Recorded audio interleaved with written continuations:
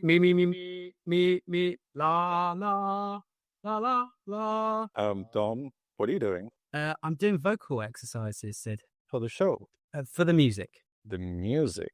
Yeah, I couldn't get the rights to the Star Wars theme tune. Yeah, licensing is tricky, isn't it? Yeah, and I don't want to get us into trouble. So shall I give it a go? Mm-hmm. Okay. Da da da da da da da. You guys. Tom's trying to hum the Star Wars theme for our May the 4th special. Right. Yeah, I don't think it's going to work, actually. Probably safer than getting sued by Disney, don't you think? Yeah.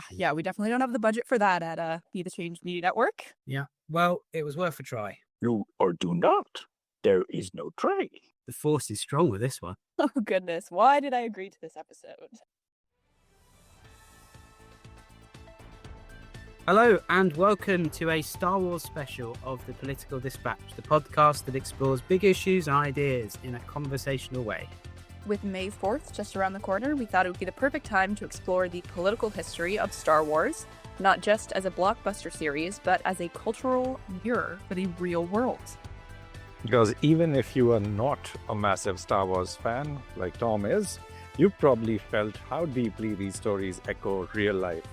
Ideas about power, democracy, tyranny, and resistance. And it's not accident, as historian Dr. Christopher Campbell puts it, Star Wars is like a cultural weather vane. It shows you which way the wind is blowing in American society at any given moment. So let's start with part one of this episode, the origins, Star Wars, and 1970s America. So when George Lucas first created Star Wars in the 1970s, he was not setting out to make another space adventure. He was deeply influenced by Akira Kurosawa's The Hidden Fortress, as well as by the high-energy serialized storytelling of Flash Gordon. But Lucas wanted to do something more. He wanted to make a political statement. In previous interviews, Lucas said he intended Star Wars to be Vietnam in space, a direct response to the distrust of the US government after Vietnam and Watergate. And despite his huge cultural impact, Lucas remained a Hollywood outsider and one of the most influential independent filmmakers. To make Star Wars a reality, Lucas needed visual effects to match his imagination. However, he couldn't find anything sort of in existence, so subsequently he founded his own visual effects company, Industrial Light and Magic, or ILM. ILM brought together a team of young, mostly college-age graduates. They were inventing new techniques on the fly, and it paid off. Today, ILM has created the effects of some of the biggest films of all time, Jurassic Park, some of the Terminator films, Pirates of the Caribbean, Iron Man, and of course, Star Wars itself. This month, ILM is celebrating 50 years in the business. A big month for Star Wars for ILM, and it's amazing when you think about it. Lucas built not just a movie, but an entire industry around creative independence, and all that ambition and rebellion is baked into Star Wars from the very beginning. The Empire in the original trilogy represents more than just evil. It's bureaucracy, it's authoritarianism, it's the slow, almost unnoticed decay of democratic values. The rebellion is about ordinary people resisting something massive, often at an enormous personal cost.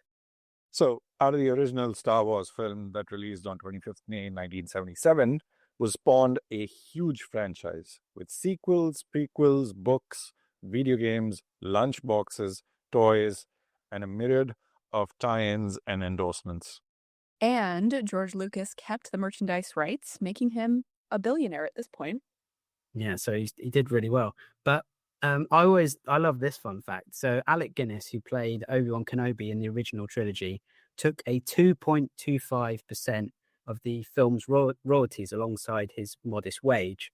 It's estimated that the Guinness estate have earned more than $95 million from this deal, accounting for more money than the rest of his acting credits combined of more than 40 films.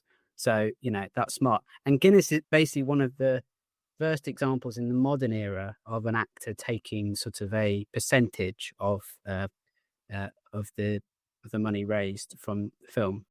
One example of that going in the opposite direction, Matt Damon was offered the role in Avatar, and he was offered 2% of Avatar's earnings, and he turned it down. So yeah, poor Matt. I mean, he's done all right, but Yeah, not worried about him. It's all good. and he hasn't been in Star Wars, so I don't know what I'm talking about him. Anyway, so Star Wars is a money-making behemoth, but what makes Star Wars political? Guys, any thoughts on this? I think it's that traditional battle of David versus Goliath, right? You have a system that was working really well, and then suddenly it becomes this tyrannous organization and controls everything. I don't know if we see certain similarities of such things in today's environment. I don't know. But it talks about how when you don't lose hope and you keep fighting for the right reasons, you eventually will, topple authoritarianism and tyranny. That, for me, is what makes Star Wars political. And to create an entire universe around that, which is not related to ours, is an imaginative masterpiece for me. I think that's interesting. I will say, just put it out there for all the listeners, I'm not as much of a Star Wars fan as Sid and Tom, but It's going to have balance. It's really yes, exactly. I will say, as far as the politics of Star Wars, that is something that I actually took a course during my junior year of high school. I went to this college called Davidson College for like a summer school, and we just took 2 college courses taught by professors there. And one of mine was Hitler and his use of propaganda. And so it was really interesting because we watched, I think one of our classes was devoted to Star Wars and the aesthetics and the propaganda in Star Wars and paralleling that with Hitler and World War II. And that was so interesting because that was the first time that I had actually really watched Star Wars, actually. And to have it in that political sense right off the get-go was very interesting. And then, of course, since then, I've watched more Star Wars. But I think for me, Star Wars will always go back to that idea of propaganda and, of course, bureaucracy and dictators and power imbalance. So yeah, I think that's kind of where I'm coming from with my my sense of Star Wars being political. But what about you, Tom? Yeah. I mean, what to add on to that? There's with the aesthetic at the end of the original Star Wars film. There's a big ceremony where everyone gets their medals. Everyone apart from Chewbacca, which I always feel bad for Chewbacca because he never gets a medal. Well, he does eventually, but anyway. So that aesthetic is based on one of the Nazi rallies. So the way that all of the soldiers are lined up. So even though it's the rebellion, there's still sort of a sort of nod to that. And I think we'll talk a bit later about the newer iterations of Star Wars, the latest being Andor, which is a really good TV series. And that talks about propaganda and the Empire creating problems to solve. So making crime worse so then it can look like it's doing stuff. And that's like a really interesting thing. And one of the latest episodes was talking about they've got too many prisoners to process, basically, that they've arrested too many people. So, yeah, there's lots of references there. But for me, ultimately, it's about hope and the idea that no matter how dark things get, resistance is always possible. Okay, so part 2 is the prequels, politics in the 1990s and 2000s. After seeing resurgence in popularity with Heir to the Empire book series written by Timothy Zahn, George Lucas returned to the world of Star Wars, promising a prequel trilogy telling the story of how Anakin Skywalker turned from the light side to the dark. The prequels, The Phantom Menace, Attack of the Clones, and Revenge of the Sith, were for the most part trashed by the critics and were widely rejected at the time by the fans of the original Star Wars films. However, the films have in recent years been reappraised by fans, especially those who were children when The Phantom Menace came out. Basically, people like me. But also, lots of people forget how political those films are.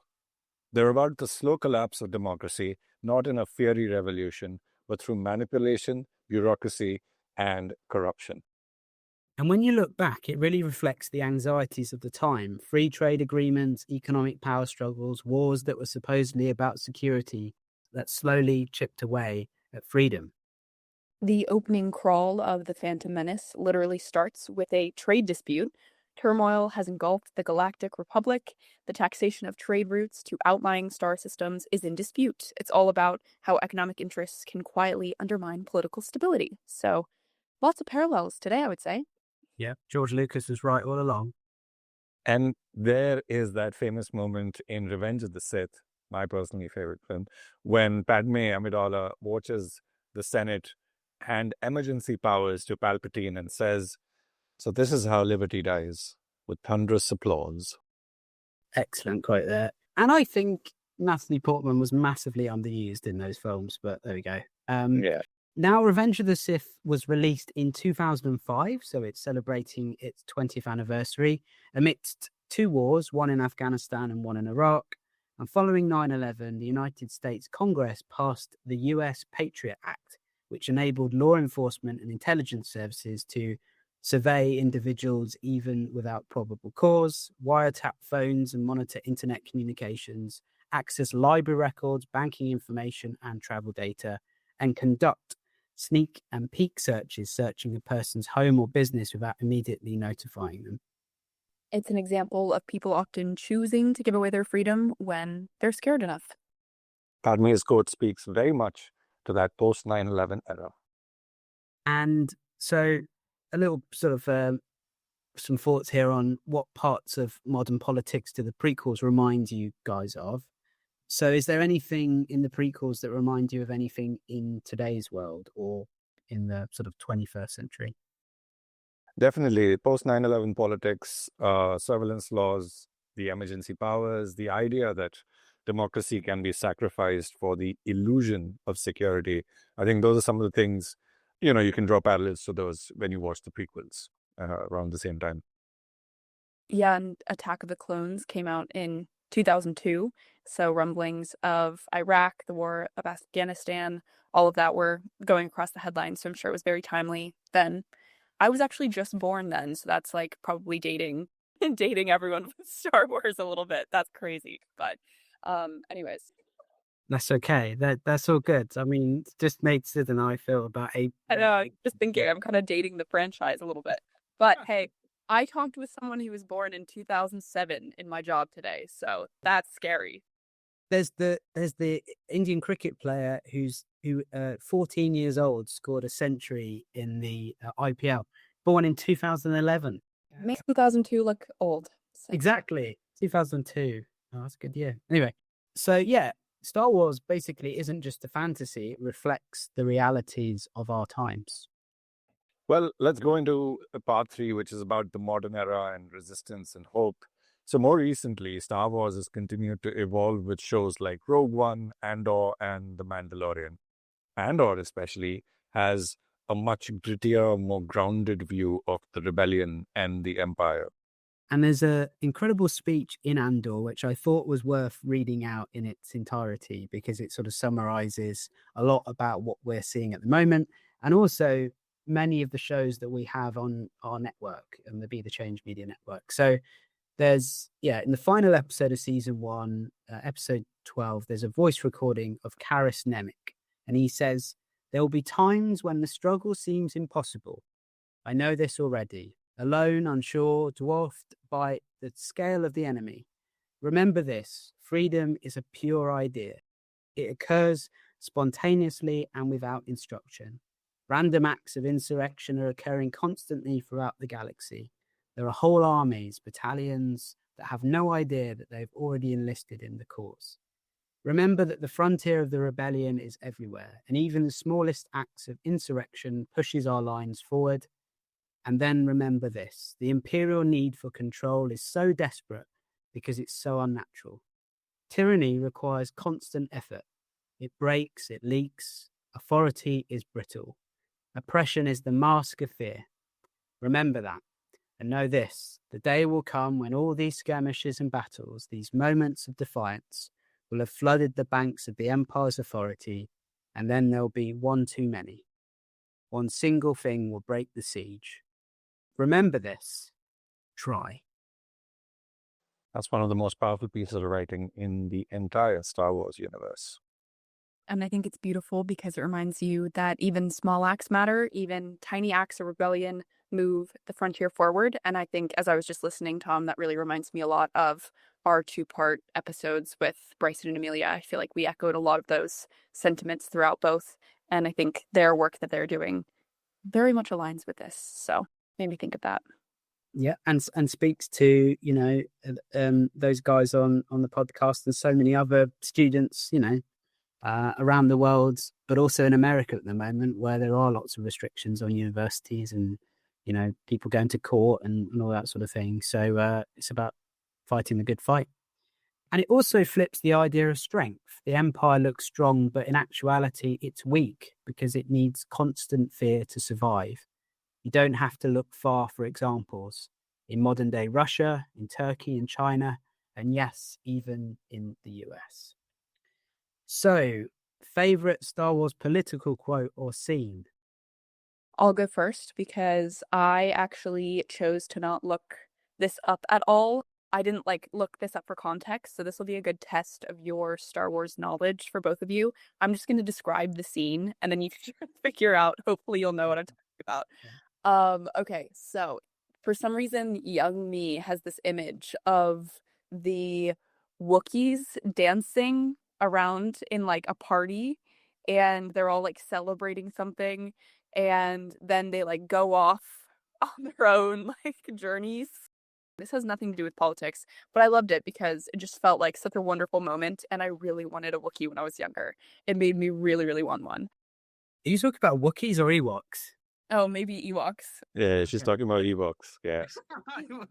The big ones. So the little ones, the little bears. Yeah, the little ones. Not the big ones. The little ones. Yeah. When they dance, I like the music as well. Yeah. That's my favorite. No political meaning for that. Just good vibes. End of Empire. That's what you're celebrating. Okay. Hey, good. Now it has some sort of link to the modern day. Yeah, we'll make it political. There we go. Okay, you guys go. What are your favorites? Sid. I think for me, it's when Palpatine is weakened after Yoda and Mace Windu kind of try and apprehend him, and Yoda escapes somehow because he's not able to defeat Palpatine at that point in time. And then Palpatine does an entire speech about how the Jedi are the one who are actually against, and they are the ones who are the tyrannous breed who control a lot of power. And, I need your support to create a new empire under me. And everybody, the Galactic Senate just says yes, without batting an eyelid. So that's something which, is probably my favorite political moment in Star Wars. And that's the scene where Padme says, and this is how, yeah. Yeah, and that's when she says, and that's when Palpatine's voice is all changed by that time.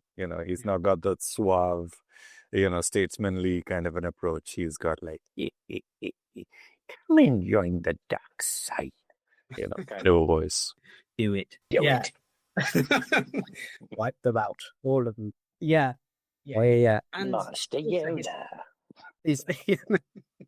You survived. Also, he's got a terrible skincare regime. It's just, he needs a lot more Nivea, basically. I just love the moment in Rogue One, which is, Empire Strikes Back is my favourite, then the original Star Wars, New Hope, and then Rogue One is there, number 3. It's a very, very good film if anyone hasn't seen it. Actually, watch Andor first and then watch Rogue One, because that sequentially works better. But I love the moment in Rogue One where Cassian says rebellions are built on hope, because in the end, that is what really Star Wars is all about. It's all about hope. And there's also a good line in Rogue One, which is something like, some people have prisons, but you, Captain, carry yours around with you. And, some people put themselves in prison, but other people carry it around, which I thought was quite a good one. So part 4, there is a wider philosophy of Star Wars. So before we close, we want to take a moment to talk about the philosophy of the franchise, because beyond the politics, it's also a story rooted in morality, belief, and the tension between light and dark. The philosophy of Star Wars draws heavily from Eastern traditions, especially Taoism and Buddhism. The Jedi, in many ways, are like samurai or Buddhist monks. They value detachment, peace, and harmony, and they seek balance with the Force rather than domination. The Force itself is a spiritual metaphor, a kind of an energy field that binds all living things. It is not just a power to be used, but a path to be followed. And there is a clear tension in how different characters understand and approach that path. The Jedi promote selflessness and calm. Their code even says there is no emotion, there is peace. But the Sith, so the bad guys, believe in embracing emotion and using power to achieve their goals. This contrast creates space to explore questions about good and evil, control, and personal responsibility. And what's interesting is that Star Wars doesn't offer easy answers. Anakin's fall to the dark side raises real questions about free will versus fate. Was he always destined to become Darth Vader, or was it the choices he made? The story leaves room for interpretation. And then there is the hero's journey, which George Lucas built the original trilogy around, inspired by the work of Joseph Campbell. Luke Skywalker's journey is a textbook example. But what makes it more powerful is how personal it is. The real confrontation is not just with the Empire, but with himself. And there's a great scene in Empire Strikes Back where he goes into a cave, which is sort of a classic philosophical thing of facing yourself. And Darth Vader appears and he starts having a battle with him. And when the mask is revealed, it's Luke beneath. So it's like a warning, basically, you know. So it's always talking about the dark and the light. And then later stories like Rey's journey in the sequel trilogy. So we've got all of these. This is the thing that always confuses my mum. She's always like, what film is it? Where is it set? Who's in it? Oh, there's C-3PO. That's great. She just gets very confused, and it is very confusing. It's like trying to explain cricket to someone. It's like, oh, okay, yeah, maybe. The way that I figure it out, like just when I see clips of it and stuff on Instagram, is just the quality of the films. That's what does it for me. I'm like, okay. If everyone's got like 70s hair, you're like, okay, this is the old ones. And anything with Jar Jar Binks in is Sid's favorite stuff, of course, because and then the very shiny stuff is the newest stuff. Apart from Rogue One, which sort of looks old. So later stories like Rey's journey in the sequel trilogy or Luke's disillusionment in The Last Jedi continue this tradition. They reflect a deeper theme that the fight between light and dark is not external but internal. It's something every character and every person has to face. Star Wars also asks big questions about the nature of evil. Philosophers and fans have debated whether evil in Star Wars is absolute or a potential within all of us. That makes redemption also a recurring theme. We see it in Anakin, we see it with Ben Solo, and even with smaller characters like Finn. The Jedi Council itself is also part of the philosophical debate. They strive to stay out of politics, yet end up embroiled in a war. It raises issues about neutrality, detachment, and the limits of moral purity within a flawed system. And all of that ties back to the balance, not just between the Jedi and the Sith or between good and evil, but between power and wisdom, passion and peace. The Force is ultimately about equilibrium, the consequences of when that balance is lost. It's what gives Star Wars emotional weight as well. Yes, there are space battles and lightsabers and all of the things that are going on, but at its core, it's also about people navigating a broken world, trying to do what's right and wrestling with their own demons. So, the philosophy of Star Wars makes it more than a saga. It makes it a reflection, a mirror that we can hold up to our own time, our own fears, and our own hopes. Yeah, it's Star Wars as a mirror. So as we sort of close, so Ursula Le Guin once wrote, "Science fiction is not predictive, it's descriptive.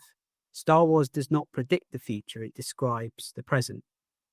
From Vietnam to Watergate, from free trade to terrorism, from surveillance to authoritarianism, Star Wars has always been a reflection of the world it was born into. So poetic. This is when I'll say Tom wrote this episode, and that was just beautiful, Tom.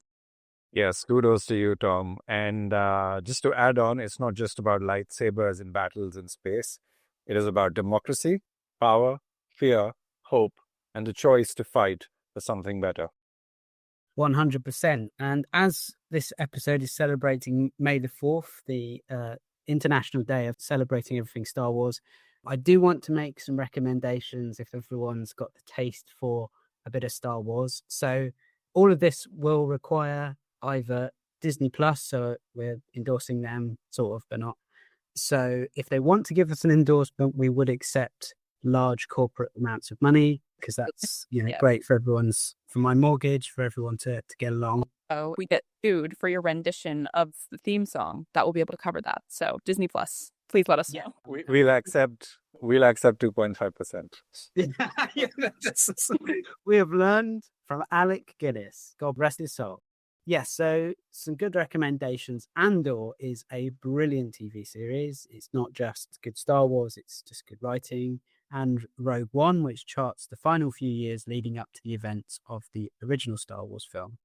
And what I find clever about Rogue One, Rogue One is the events that are explained in the opening crawl of the original Star Wars film. So how to make a film out of like a bit of a chunk of text is quite clever.